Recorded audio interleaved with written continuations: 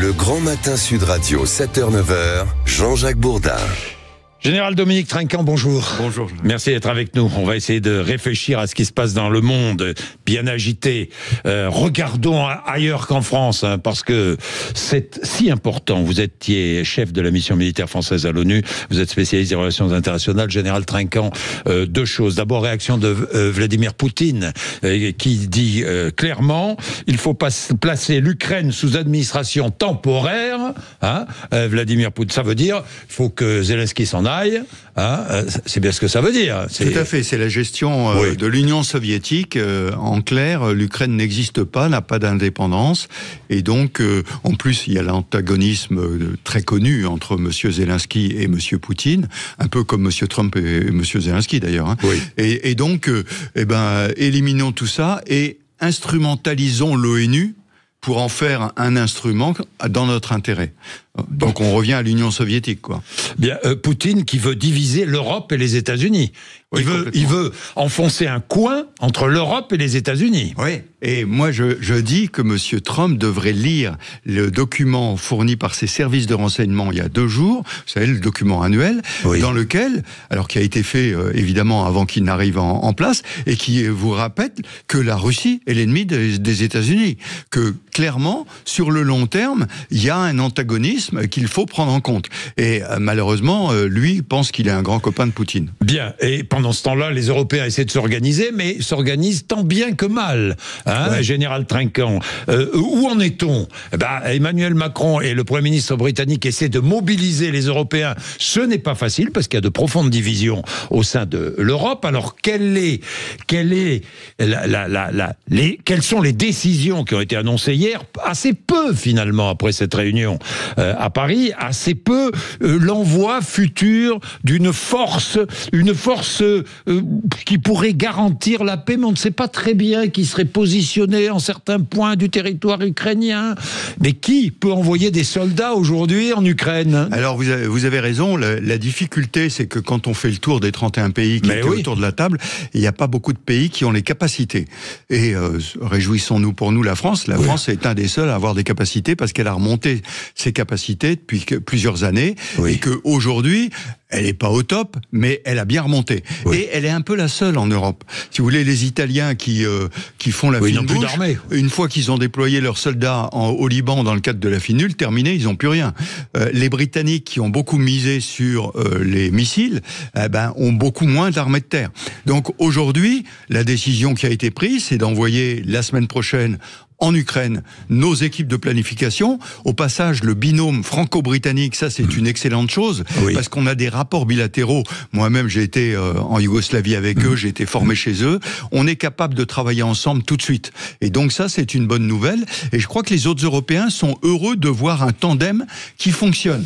Et derrière, on va voir comment on va boucher les trous, avec la Pologne qui va servir de base arrière, avec les Français qui peuvent mettre des soldats au sol, les Britanniques qui peuvent ajouter autre chose, et puis les pays baltes, et puis on attend l'Allemagne, parce que l'Allemagne change de chancelier, elle a entamé son virage, elle l'a pas complètement terminé, il va falloir voir quand le nouveau chancelier sera en place, les décisions qu'il prendra. Bien, général, c'est très clair, c'est pas une force qui va combattre, Non. On est bien d'accord, c'est dissuasion. De dissuasion, on est bien d'accord. Non, mais parce qu'il y a tellement d'interprétations, tellement de commentaires, un peu hâtifs d'ailleurs, au milieu de tout ça. Il faut rester sur les faits. Restons sur les faits. C'est ce qu'il y a de plus important.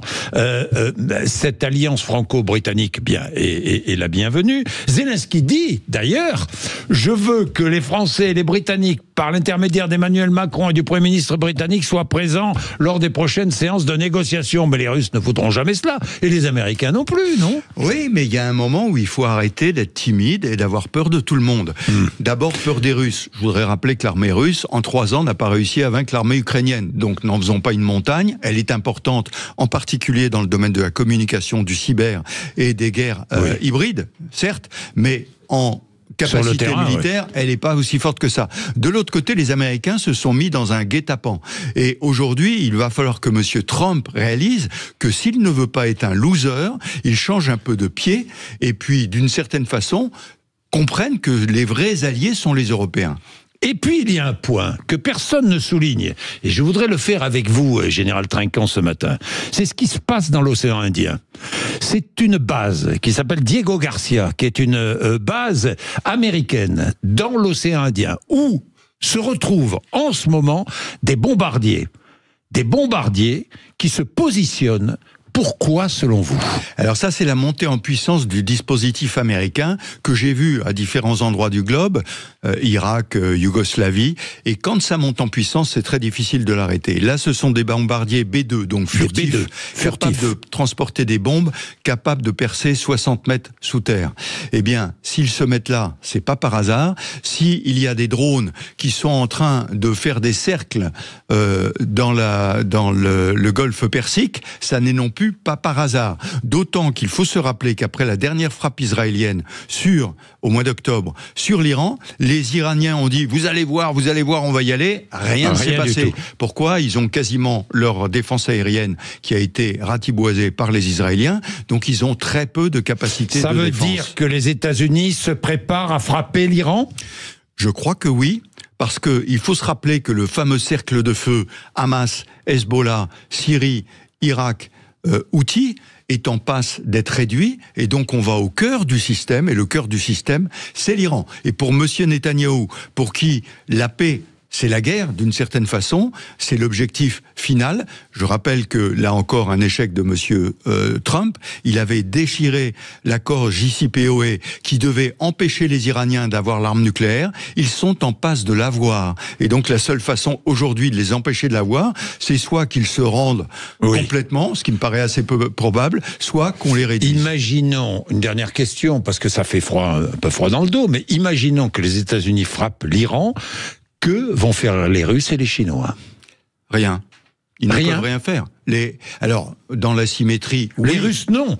C'est peut-être aussi pour cela que Trump a engagé ce dialogue avec Poutine. Oui, peut-être, mais je crois qu'il se fait des illusions dans ce dialogue avec Poutine. La Russie reste fondamentalement un ennemi des États-Unis. Reprenons le discours de Munich en 2008 de monsieur Poutine. Je veux la fin de l'unilatéralisme américain et le règne des BRICS. Les BRICS, Russie, Chine en particulier, Iran. Donc je crois que monsieur Trump se fait des illusions. Il est temps qu'il réalise que nous sommes Européens, ses vrais alliés, et que ce qu'on appelle le monde libre ne doit pas se réduire uniquement à l'Europe, mais au tandem Europe-États-Unis. Bien, merci beaucoup, Général Trinquant, d'être venu nous voir ce matin, 7h49, très intéressant.